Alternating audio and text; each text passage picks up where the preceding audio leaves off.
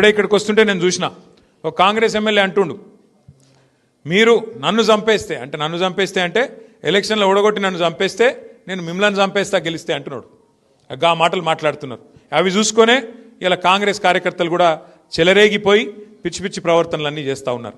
నేను దయచేసి ఇక్కడ గెలిచి వచ్చిన మా సర్పంచులు ఎవరైతే మొత్తం 56 మంది, వారితో పాటు ఇవాళ చేరుతున్న 4 ఇండిపెండెంట్ సర్పంచులు ఉన్నారో 60 మంది మా ఖానాపూర్ నియోజకవర్గంలో మీకు నేను చేసే విజ్ఞప్తి ఒకటే, సర్పంచులకు నిధులు అనేది ఎమ్మెల్యే ఇయ్యడు. సర్పంచులకు నిధులు అనేది ఎవరో దాన ధర్మాల మీదనో వాళ్ళ ఇష్టాయిష్టాల మీద ఉండదు. మీకు ఒక విషయం అవగాహన ఉండాలి. అవగాహన ఏముండాలి అంటే, భారతదేశంలో మనకు 5 అంచెల్లో ప్రభుత్వాలు ఉన్నాయి, 5 స్థాయిల్లో ప్రభుత్వాలు ఉన్నాయి.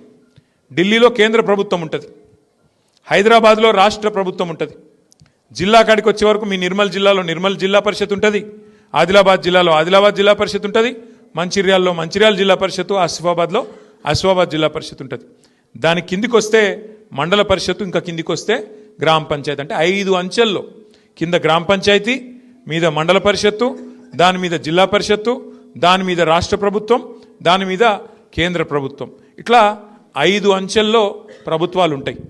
ఎట్లయితే ఒక రాష్ట్రానికి ముఖ్యమంత్రిగా ఒక వ్యక్తి ఉంటారో, ఆయనకు మంత్రిమండలి ఉంటుందో, అట్లాగే గ్రామానికి గ్రామ పంచాయతీకి సర్పంచ్ గారికి అదనంగా వార్డు మెంబర్లు, ఉప సర్పంచులు అందరూ కూడా తోడుగా ఉంటారు.